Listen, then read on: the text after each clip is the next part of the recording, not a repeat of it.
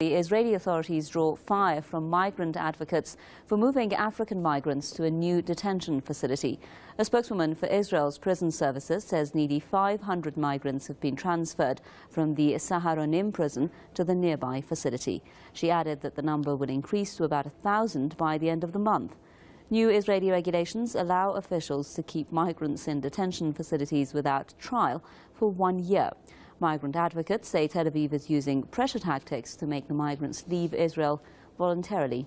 Human rights organizations have also condemned Israel for, quote, using the threat of prolonged detention to force them into giving up their asylum claims. There are currently more than 50,000 African migrants in Israel.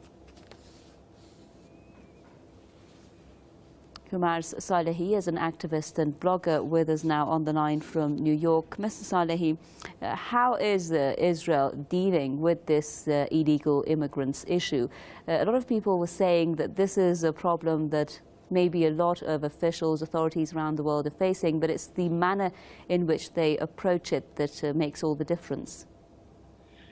Yeah, I mean, Israel's approach to the African migrants is quite in line with their approach to the Palestinians. In fact, the main concern seems to be on the part of Israeli politicians that African refugees pose a quote, demographic threat. This is the sort of language that they use when they're describing the threat that African migrants pose. And the idea, I suppose, is that African migrants in Israel will eventually pose a threat to the Jewish democratic majority within Israel proper. And unfortunately, the Geneva or the 1951 Convention on Refugees prevents Israel from simply deporting these refugees back to their countries of origin, which are conflict zones, in fact, Eritrea, Sudan.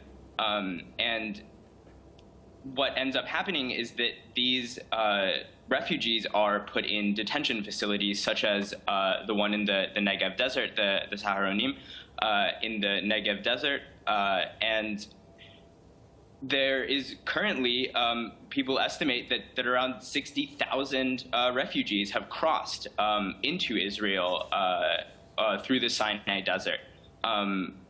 There's currently the construction of a 230-kilometer fence is underway at quite a frantic pace.